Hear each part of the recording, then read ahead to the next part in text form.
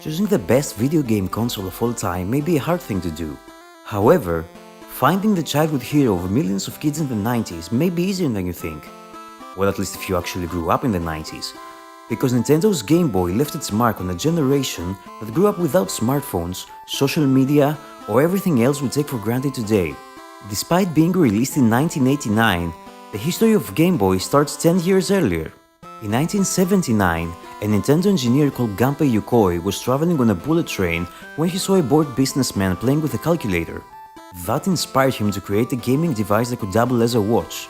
In 1980, Nintendo released the Game & Watch series that eventually sold over 43 million units. The design of Game & Watch with the round and oval buttons and the famous D-pad inspired many companies to create similar devices. The NES, released also by Nintendo in 1983, would adopt almost exactly the same design to create its controllers. Although both devices became commercial successes, they both had their limitations. Game & Watch was not able to support multiple games. In order to play a different title, the user had to buy a whole another console. On the other hand, NES users could play different games by simply switching cartridges. However, it was obvious that handheld gaming was getting more and more appealing. Therefore, the obvious thing to do was to combine the strengths of both platforms into one versatile device. A true portable console capable of playing any number of games via interchangeable cartridges. To that end, the design of Nintendo's new hero was once again headed up by no other than Gunpei Yokoi. Experience from the Game & Watch had given Gunpei a clear vision of what was important for a portable gaming device. Small size, long battery life, ease of use and low cost took priority for those that wanted entertainment on the go. Keeping that in mind, he started working on what would later become one of the biggest handheld devices. When the Game Boy was released in Japan on April 21, 1989, it sold the initial stock of 300,000 units in just 2 weeks. The July 1989 USA launch was equally impressive, with 40,000 units being sold on the first day alone. The device was clearly influenced by the NES, from the chunky styling to the white and grey color scheme. The Game Boy also used the D-pad and the same control configuration as its ancestors. Surprisingly enough, the Game Boy was not the first portable device using cartridges.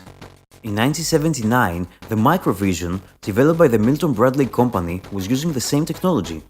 Unfortunately, having only 12 games, a small screen, and a lack of support from video game companies, the device was discontinued in 1981.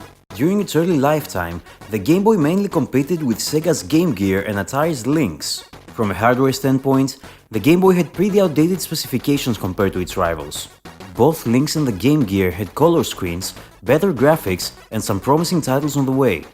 However, that did not come for free. The screen was consuming too much power, making both platforms unable to operate for more than 5 hours without replacing their 6 AA batteries.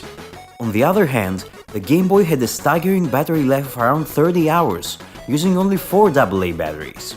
That made Nintendo's console smaller than the others, allowing gamers to fit it in their pockets. Moreover, due to its simplicity, the Game Boy was much more affordable. Therefore, while Nintendo's rivals were competing to create the most sophisticated, cutting-edge platform, Gunpei's team focused more on low cost and long battery life. Despite the major technical advantage the Game Boy had over its competitors, the games that came with it were equally important. Super Mario Land was initially chosen to be the packing title in Japan, since the franchise had a loyal following. However, the best-selling game was no other than Alexei Pajitnov's Tetris.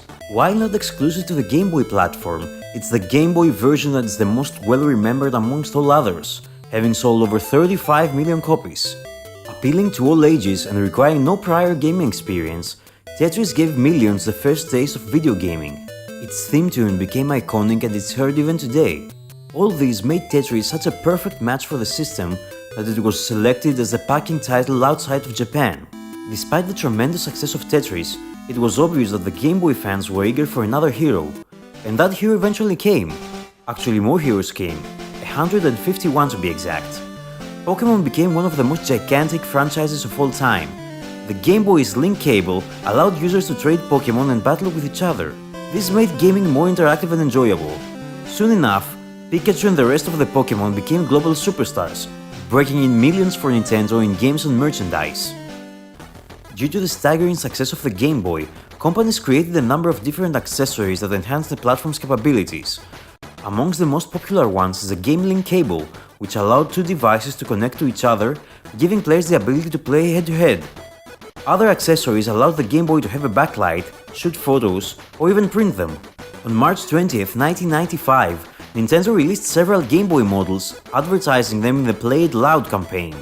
In 1996, Nintendo also released the Game Boy Pocket, a lighter version of the original Game Boy, which required only two AAA batteries and allowed 10 hours of gameplay. In 1998, the Game Boy Light, a version of Game Boy which featured an integrated backlight, was also released. It required two AA batteries and provided approximately 12 hours of gameplay with the light switched on. The Game Boy, along with its successor, the Game Boy Color, went on to sell over 118 million units combined. Even though it has been out of production since 2003, its influence is still obvious in the video game industry. That's why 90s gamers feel so nostalgic when they think about the childhood hero. Hey guys, thank you so much for watching this video. If you really liked it, you can check out the other videos right here, hit the like button and subscribe to my channel. Thanks again and I'll see you in the next video.